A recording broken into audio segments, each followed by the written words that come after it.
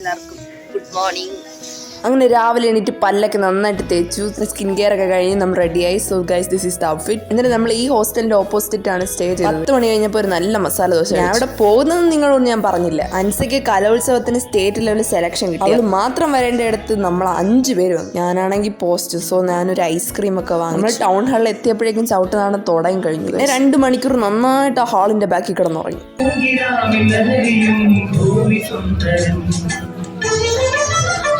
പിന്നെ നമ്മൾ ഫുഡ് കഴിക്കാനൊക്കെ പോയി. ഫുഡ് കഴിച്ചത് 2:45. സത്യം പറഞ്ഞ ഫുഡ് ഒരു വഴിക്ക് കൊള്ളൂലായിരുന്നു. കൈ കഴുകാന്ന് വിചാരിച്ചപ്പോൾ ഹാൻഡ് വാഷും ഇല്ല. അങ്ങനെ അൻസ ആൻഡ് ടീമിന്റെ ചവിട്ട് നാടാൻ കഴിഞ്ഞു. പിന്നെ പോയി 2 ഐസ്ക്രീം കുടിച്ചു. അങ്ങനെ നമ്മൾ ഓട്ടോ അടിച്ച് അടിച്ചാടി ലോഡ്ജിൽ. എന്റെ സഹോദരി എന്റെ ബാക്കിലുണ്ട്, നിങ്ങൾക്ക് കാണാൻ പറ്റുന്നില്ല. അതിനുശേഷം നമ്മൾ റൂമിൽ പോയി ഫ്രഷ് ആയി. സോ ഇതാണ് എന്റെ ഔട്ട്ഫിറ്റ്. അവിടെ നോക്കിയപ്പോൾ അത്യാവശ്യം നല്ല കളക്ഷൻസ് ഉണ്ടായിരുന്നു, ബട്ട് നല്ല വിലയും. ഞാൻ സീരിയൽ ആക്ട്രസ് റബേക്കെ കണ്ടു, പക്ഷെ സമയമില്ലാത്തതുകൊണ്ട് ചെന്ന് സംസാരിക്കാൻ. നമ്മളെ ചവിട്ടുനാടൻ ടീമിന് റിസൾട്ട് അറിഞ്ഞേ പറ്റുള്ളൂ. പിന്നെ നമ്മൾ ഇവിടെ നേരെ ടൗൺ ഹാളിലോട്ട്. ഓട്ടോ കിട്ടാത്തതുകൊണ്ട് നടന്ന് തന്നെ പോയി.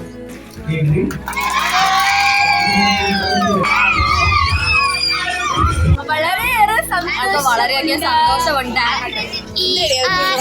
ഇതൊക്കെയാണ് ഗൈസ് ചവിട്ടുനാടത്തിലെ പിള്ളേര്. എന്റെ അടുത്ത് നിൽക്കുന്നതാണ് മെയിൻ ഐറ്റം. പിന്നെ നമ്മൾ റെയിൽവേ സ്റ്റേഷനിൽ നിന്ന് ഒരു ബിരിയാണി, നല്ല ബിരിയാണി ആയിരുന്നു, പക്ഷെ കുറച്ച് ചൂടിന്റെ കുറവുണ്ടായിരുന്നു. ഫൈനലി തൃശ്ശൂർ റെയിൽവേ സ്റ്റേഷനിൽ എത്തിയത് നമ്മൾ 3 പേരും കണ്ട് ഇതിലായിരുന്നു. മനസ്സ് നിങ്ങളോട് അഭിനയിക്കുകയാണെന്ന് പറയല്ലെന്ന്. ദൈവമേ, റെയിൽവേ സ്റ്റേഷനിൽ നിന്ന് കയറിയത് എന്നെ പോലെ കുറെ എണ്ണം നിൽക്കുന്നു. ഇത് ഈ പൊക്കമുള്ള മനുഷ്യന്റെ താടി കാണാൻ നമ്മുടെ ചവിട്ടുനാടത്ത് രാജാവിന്റെ താടി പോലെ ഇരിക്കും. റെയിൽവേ സ്റ്റേഷനിൽ നല്ല തിരക്കുണ്ടായിരുന്നു. ഇതിന്റെ ഇടയ്ക്ക് നമ്മുടെ അപ്പുറത്തിരുന്നവരുടെ മോതിരവും കമ്മലും ഒക്കെ മോഷണം പോയി. So B alert guys. Local train ആയതുകൊണ്ട് എല്ലാത്തിനും നല്ല തിരക്കാണ്. അതാ ഇതുപോലെ തള്ളി ഊന്തി ആളുകൾ നിറഞ്ഞു നിന്ന് പോയി. നമുക്കും കിട്ടി ലോക്കൽ. എന്നിട്ട് നമ്മൾ സീറ്റ് ഒപ്പിച്ചു. ട്രെയിൻ 11 മണിക്കായിരുന്നു. ചെന്ന് കയറുന്നു, കവർ പൊട്ടിക്കുന്നു, ചിപ്സ് കഴിക്കുന്നു. ചിപ്സ് വല്ലാതെ എല്ലാവരുടെയും എല്ലിന്റെ ഇടയിൽ കയറി. വയ്യെന്ന് ചോദിച്ചാൽ അവർക്ക് ഒട്ടും വയ്യ. പിന്നെ നമ്മൾ ഉറങ്ങി. അവസാനം പേട്ടയിൽ എല്ലാവർക്കും നല്ല ഉറക്കക്കുറുക്കം ഉണ്ടായിരുന്നു. അങ്ങനെ തിരുവനന്തപുരം സ്റ്റേഷനിൽ ഇറങ്ങി നമ്മൾ കാരക്കര വീട്ടിൽ പോയി. അപ്പൊ ടാറ്റാ.